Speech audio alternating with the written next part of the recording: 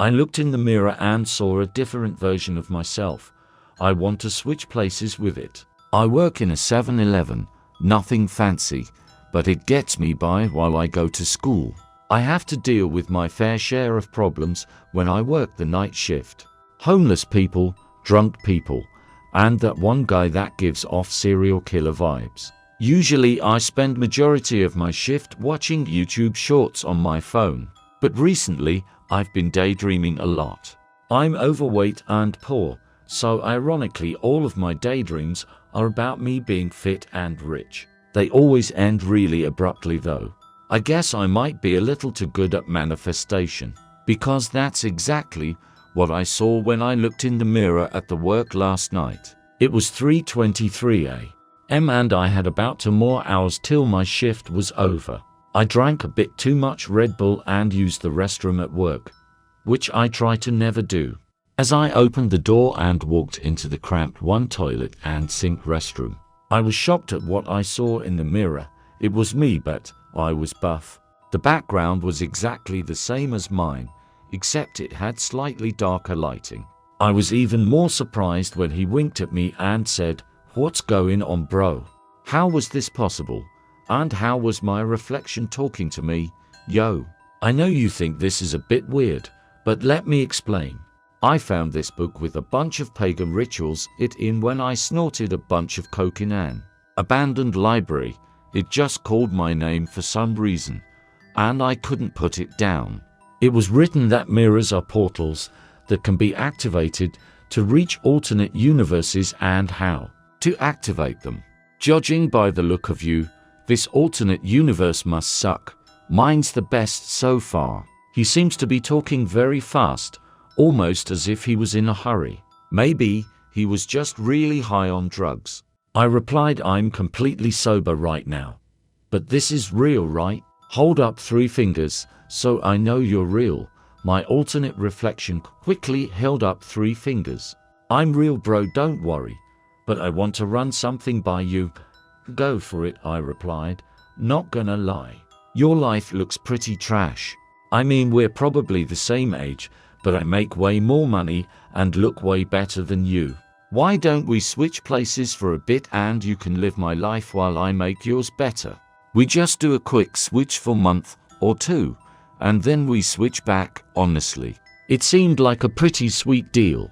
I would get a chance to live the life I wanted, and my life would become better when I came back. But something was off. Why would a guy with such a great life want to switch and make my life better? I asked my reflection. I just want to help the versions of me that don't have it as good. Nothing wrong with helping yourself, right? I mean, he did have a point. There isn't anything wrong with helping yourself. Listen up though. I'm a take action kinda guy, so if you don't decide right now, I'm just gonna go find a different mirror. It's now or never, bro. I didn't have a second thought in my mind. Let's do it. A smirk appeared on his face. Cool. Let me just do the ritual thingy real quick. He reached into his pocket to pull out a piece of paper with weird drawings and a small pocket knife. He opened the paper, laid it over the sink, and proceeded to cut his hand with the knife. As the blood began to pour from his palm, he began to draw a pattern with the blood and recites some ancient language. But it didn't sound like his voice. It sounds like a demon. I felt a strong pressure grow in the room and began to feel it heavily in my head. The best I could describe it is when you go too deep in a pool. Then everything went black. When I opened my eyes, I saw my reflection looking right at me. Not from the other side of the mirror though. He was right in front of me with a sinister grin on his face. "You really fell for that. Literally the dumbest one so far. Anyway, let me explain what's going to happen to you." As he turned away from me and began to wander around the bathroom, his shape began to morph and change in a way I can only describe as mangled. When I realized what had happened, my heart sank. Layered scaly skin began to arise, and pointed spikes that could pierce any flesh began to form. It then turned back to look at me, and I saw nothing. There was no face. "I'm going to steal your soul, usually because I get hungry. But in this case, I was just bored. When I realized what had happened, my heart sunk. Also, there's no escape. The creature swiftly grabbed me by the shoulders, and its faceless head pushed right into my face. All I remember is that it felt kinda good, like a tingle you get when you watch an ASMR video. I work in a 7-Eleven, nothing fancy, but it gets me by while I go to school. I have to deal with my fair share of problems when I work the night shift. Homeless people, drunk people, and that one guy that gives off serial killer vibes. Usually I spend majority of my shift watching YouTube shorts on my phone, but recently I've been daydreaming a lot. I'm overweight and poor, so ironically all of my daydreams are about me being fit and rich. They always end really abruptly though. It was 3:23 AM and I had about 2 more hours till my shift was over. I drank a bit too much Red Bull and used the restroom at work, which I try to never do. As I opened the door and walked into the cramped one toilet and sink restroom, I was shocked at what I saw in the mirror. Nothing.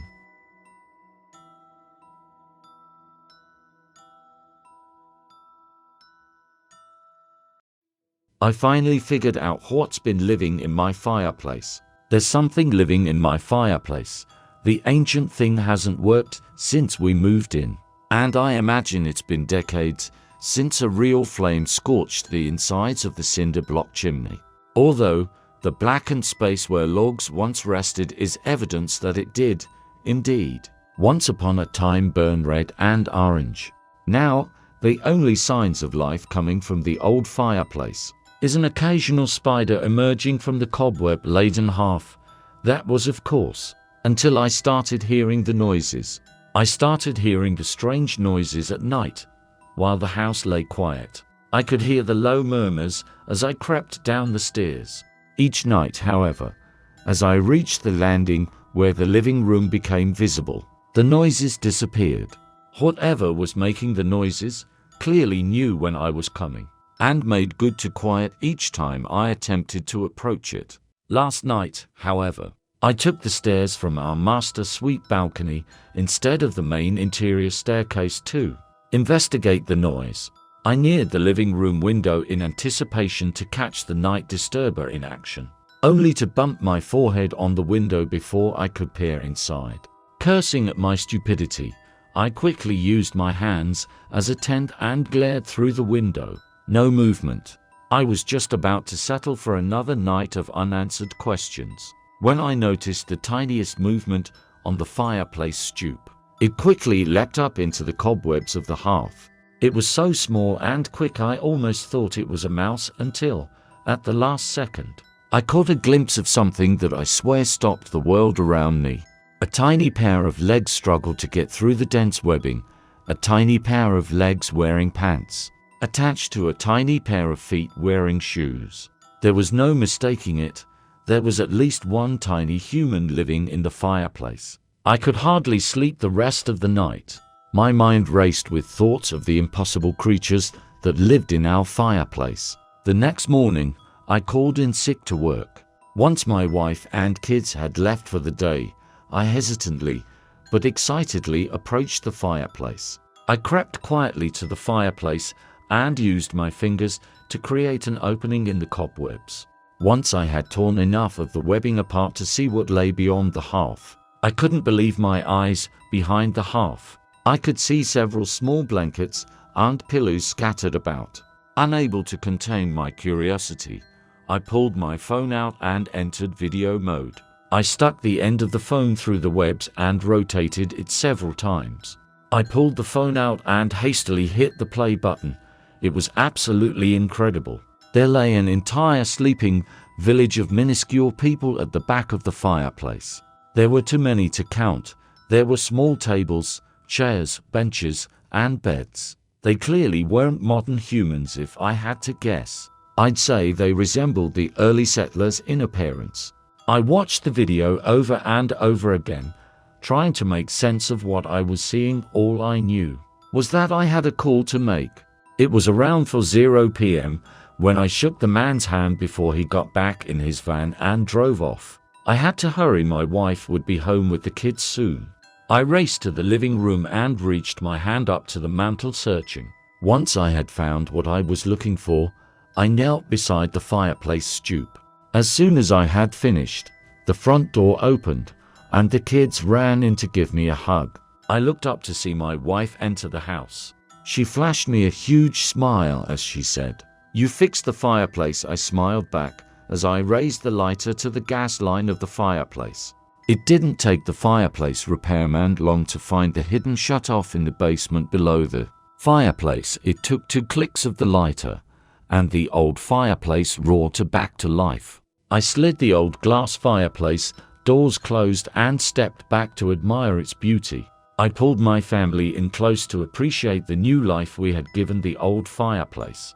The excited chatter of my children almost masked the sound of tiny fists pounding on glass and the almost indiscernible screams that lay beyond it.